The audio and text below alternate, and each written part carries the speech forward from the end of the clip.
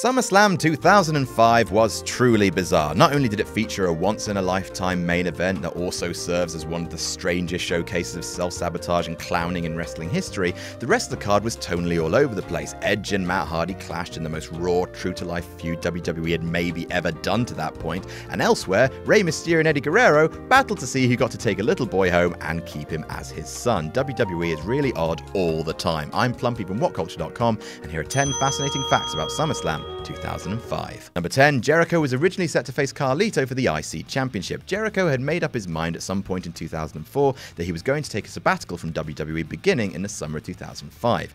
With this in mind, Jericho was almost certainly going to be putting someone over on the way out. He's selfless like that. In the spring of 2005, as the preliminary SummerSlam card came together, Jericho, still a babyface, was matched up with Carlito, who would be taking the Intercontinental belt from Shelton Benjamin in June of that year. Jericho, however, wanted to put the WWE Champion John Cena over on the way out and made his pitch directly to Vince McMahon, who agreed to the idea. Jericho was turned heel officially that summer. Carlito, meanwhile, was never issued a replacement opponent, and the Intercontinental belt went undefended at SummerSlam. Not cool. Number 9. Matt Hardy was re-signed before his non-compete clause expired. If you think the recent internet reaction to Talking Smack's cancellation was something fierce, you should have been around in April 2005 when WWE axed Matt Hardy. The breaking of Matt's WWE deal came at a time when Edge and Lita had been outed as having an affair, and general public sentiment had firmly sided with Hardy. However, WWE was upset that Hardy was dishing dirt online and fired him. TNA at the time was putting out a rather enjoyable alternative to WWE and employed Matt's brother Jeff. It seemed like a foregone conclusion there'd be a Hardy Boys reunion in Orlando.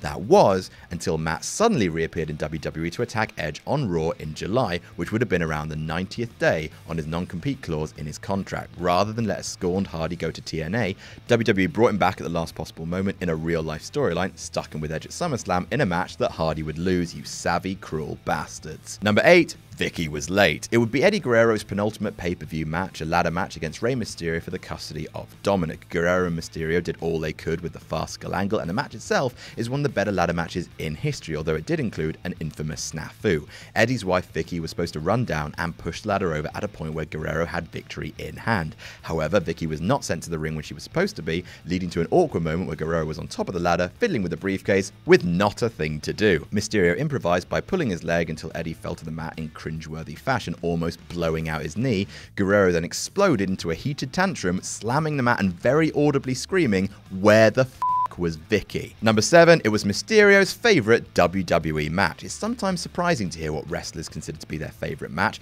Bret Hart's most proud of his SummerSlam 1992 match with Davey Boy Smith. Steve Austin picked his WrestleMania 13 game changer with Bret Hart. Someone like Rey Mysterio has had a ton of dazzling crash and burn epics, but at the end of his 2015 shoot with RF Video, Mysterio picked his ladder match with Guerrero as his favourite from his near 13 years working for McMahon.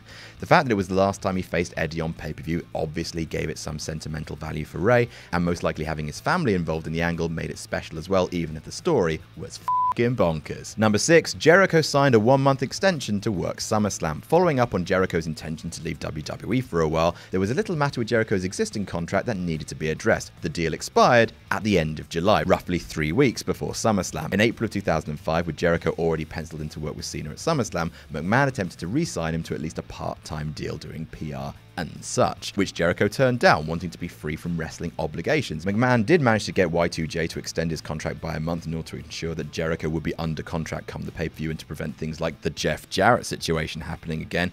Y2J actually requested that WWE.com announce his extension, although leaving out the only a month part because he wanted to keep the Cena's definitely winning if Jericho's leaving inside a crowd guessing. Number 5. Hassan was supposed to face and beat Batista. Evolution member holds world title, loses it to wrestler that portrays an American bashing heel with roots in the Eastern Hemisphere, who's rushed to the top and is scripted to push stereotype buttons hard. It happened in 2017 with the Maharaja, and it would have happened in 2005 if not for horrifying real-life events. Muhammad Hassan went from complex detractor of discrimination to one-note Arabian madman before long because WWE, and the company simulated a mock terrorist beating of The Undertaker at Hassan's behest. The angle aired the same day as the July 7, 2005 London bombing, so people were not in the mood.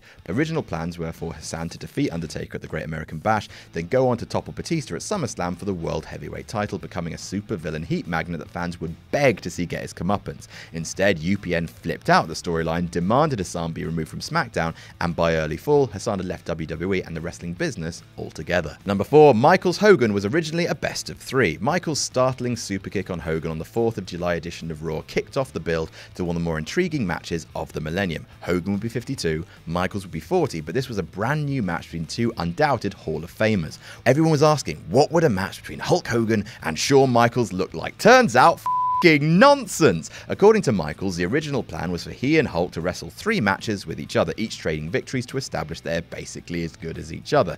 He adds that Hogan backed out of that plan before the SummerSlam match took place. For Hogan's part, he says a lack of professionalism shown by Michaels caused him to nix the other 2 potential bouts. What lack of professionalism, you ask? Number 3, Michaels' promos went too far. The highlight of the entire feud was the return of classic heel Michaels. The sour-hearted, sharp tongues give no single Shawn Michaels, including a master promo in Montreal that's up there with the greatest heel promos of all time.